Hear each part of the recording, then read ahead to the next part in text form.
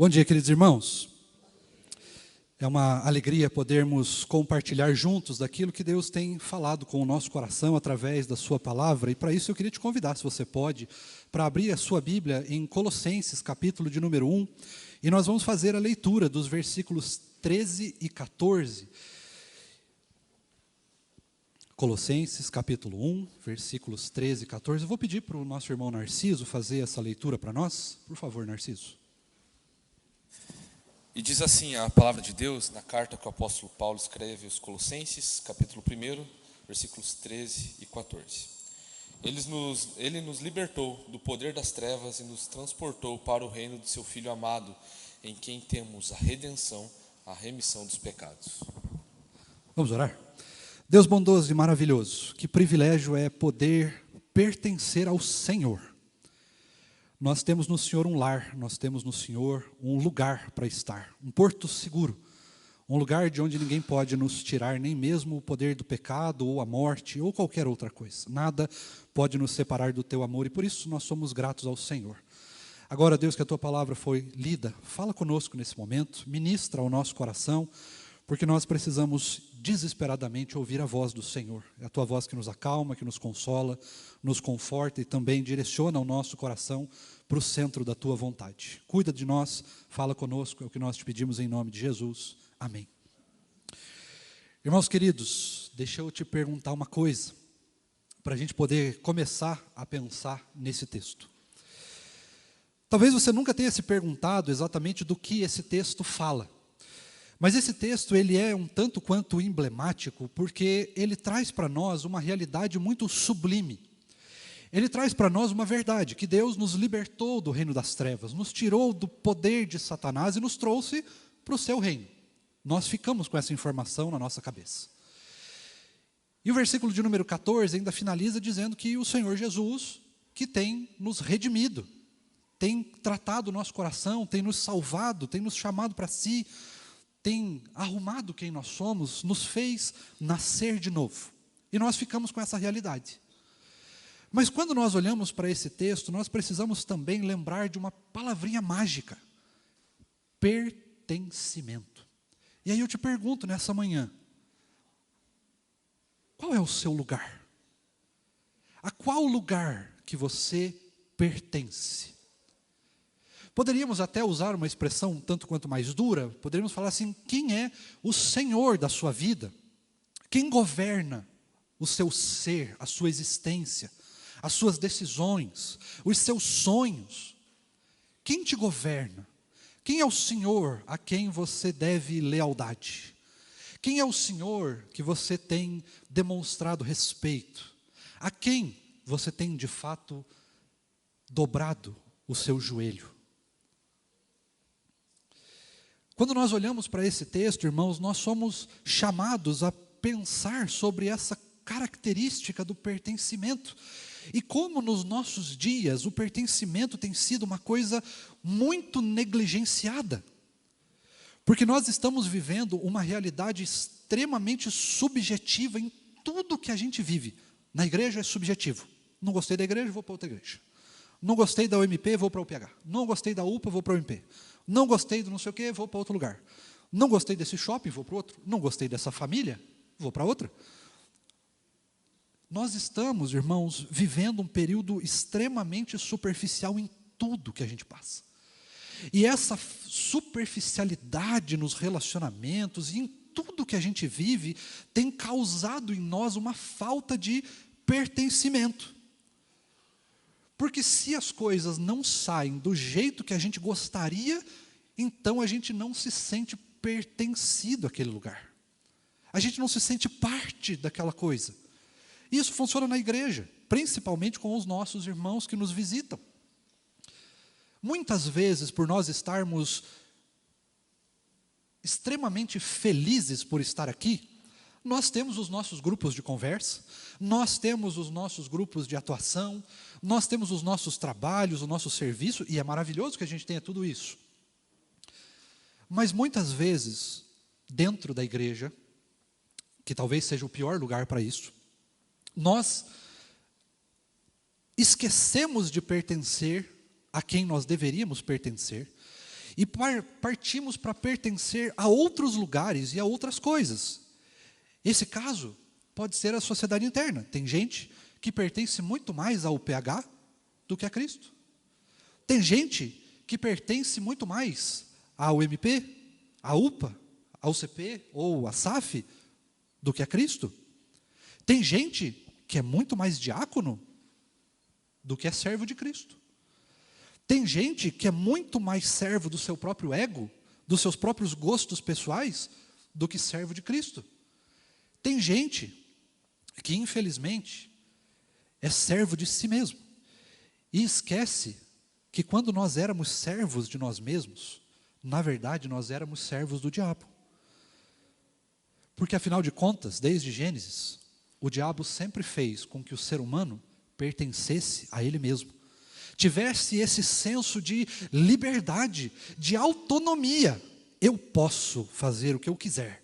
Eu me basto. Eu sou minha própria suficiência.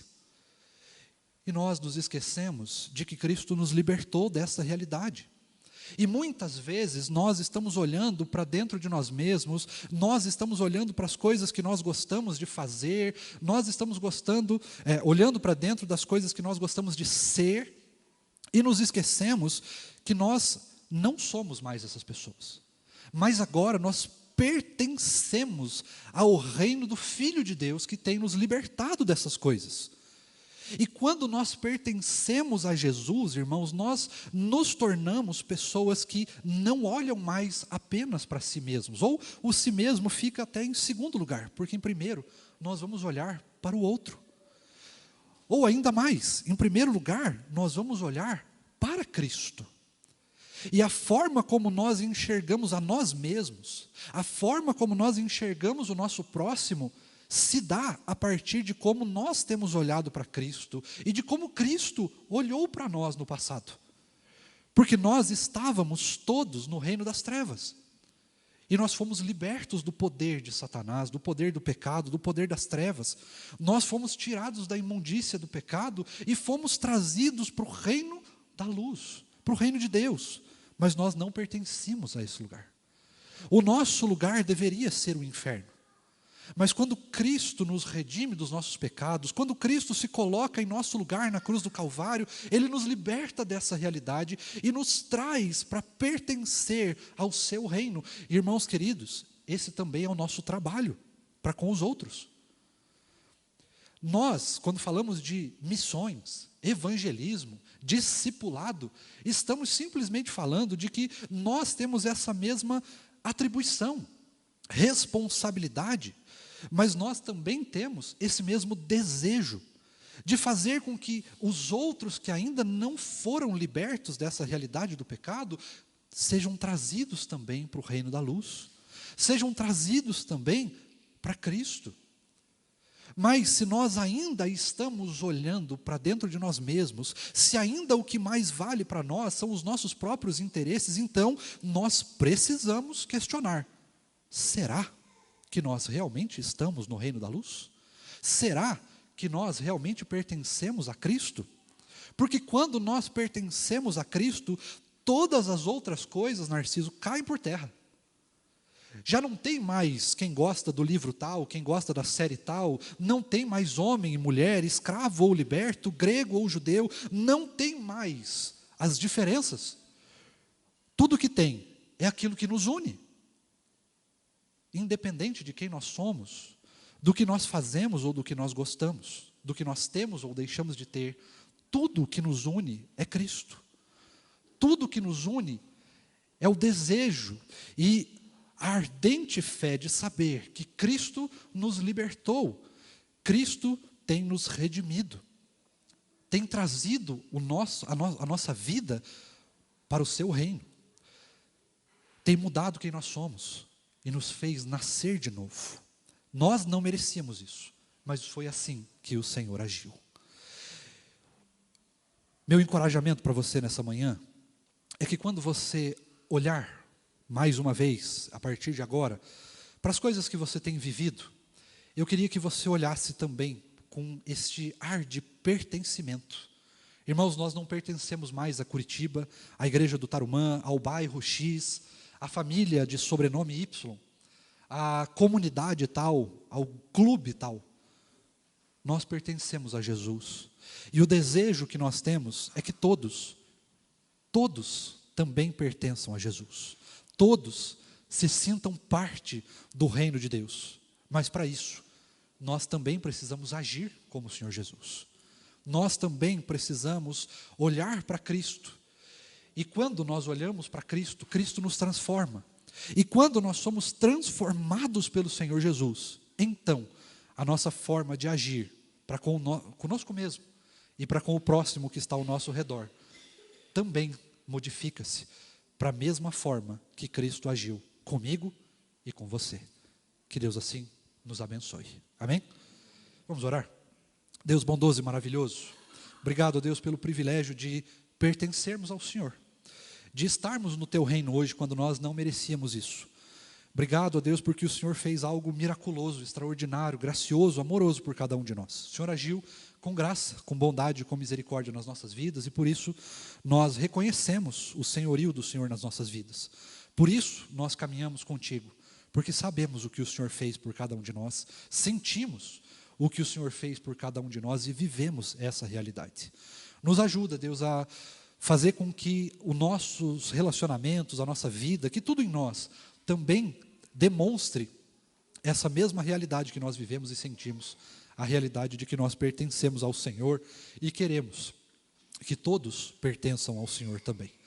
Fortalece o nosso coração, fortalece a nossa fé, continua falando conosco, continua ministrando ao nosso coração para que nós possamos realmente estar cada vez mais próximos do Senhor e assim nós também possamos olhar para os nossos irmãos e lembrar que o desejo do Senhor é que todos estejam próximos do Senhor e que já não há mais nada que nos separa, porque o Senhor Jesus nos une.